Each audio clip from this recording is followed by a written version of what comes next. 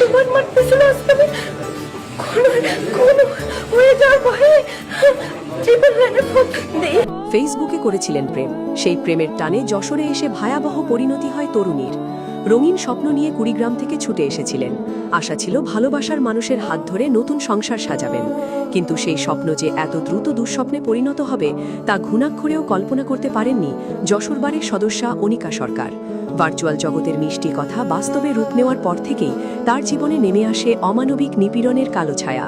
প্রেমের টানে ঘর ছেড়ে আসা এই তরুণী এখন হাসপাতালের বিছানায় শুয়ে যন্ত্রণায় কাতরাচ্ছেন। ঘটনার সূত্রপাত সামাজিক যোগাযোগ মাধ্যম ফেসবুকে। সেখানেই অনিকা সরকারের সঙ্গে পরিচয় হয় যশোরের মনিরামপুর উপজেলার লিয়াকত আলী মোড়লের ছেলে আসাদুজ্জামানের। পরিচয় থেকে বন্ধুত্ব এবং ধীরে ধীরে তা গভীর প্রেমে রূপ নেয়।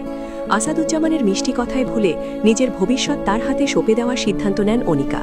ভালোবাসার মানুষের সঙ্গে সংসার পাততে ২০২৪ সালের ১ মে কুড়িগ্রাম ছেড়ে যশোরে চলে আসেন তিনি। ভেবেছিলেন নতুন শহরে নতুন পরিবেশে ভালোবাসার মানুষের আদরে দিন কাটাবেন, কিন্তু যশোরে পা রাখার পর থেকেই তার জীবনে শুরু হয় এক ভিন্ন অধ্যায়। বিয়ের পর থেকেই আসাদুজ্জামানের আসল রূপ বেরিয়ে আসতে শুরু করে। অনিকার অভিযোগ, তার স্বামী আসাদুজ্জামান একজন নেশাতুর ব্যক্তি।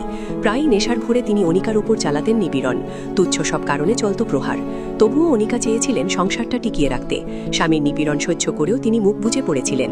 আশা ছিল হয়তো স্বামী শুধরে যাবেন, কিন্তু সেই আশা ছিল অলীক। নিপীড়নের মাত্রা দিন দিন কমেনি, বরং বেড়েছে বহুগুণ।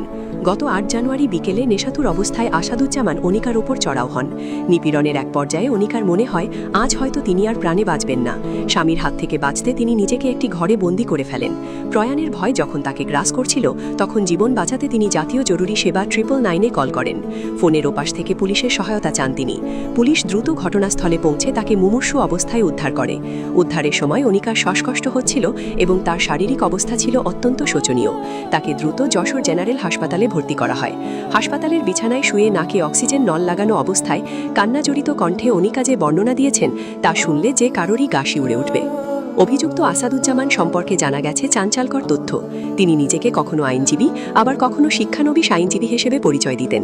আদালত পাড়ায় তার বিরুদ্ধে নানা অপকর্মের অভিযোগও রয়েছে, অথচ তিনি নিজের স্ত্রীর ওপরই দিনের পর দিন চালিয়েছেন নিপীড়ন।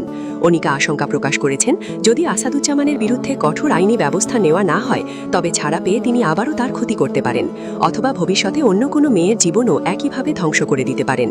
তাই তিনি প্রশাসনের কাছে দৃষ্টান্তমূলক শাস্তির দাবি জানিয়েছেন।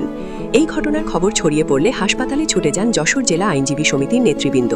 সমিতির সভাপতি সৈয়দ সাবিরুল হক সাবু এবং সাধারণ সম্পাদক এম.এ. গফুর ভুক্তভোগী অনিকার খোঁজ খবর নেন। একজন আইনজীবীর ওপর এমন হামলার ঘটনায় ক্ষোভ প্রকাশ করেছেন তার সহকর্মীরা। তারা অনিকার পাশে থাকার আশ্বাস দিয়েছেন এবং আসাদুজ্জামানের বিরুদ্ধে আইনি লড়াই চালিয়ে যাওয়ার ঘোষণা দিয়েছেন। ভালোবাসার নামে কপটতা এবং পারিবারিক সহিংসতা কিভাবে একটি জীবনকে ধ্বংসের দ্বারপ্রান্তে নিয়ে যেতে পারে, তারই যেন এক জীবন্ত উদাহরণ এই ঘটনা। বর্তমানে হাসপাতালে চিকিৎসাধীন অনিকা শারীরিক যন্ত্রণার পাশাপাশি মানসিক ট্রমাতেও ভুগছেন। এখন দেখার বিষয় প্রশাসন এই নেশাতুর ও নিপীড়নকারী স্বামীর বিরুদ্ধে কী ব্যবস্থা গ্রহণ করে এবং অনিকা তার কাঙ্ক্ষিত ন্যায় বিচার পান কিনা।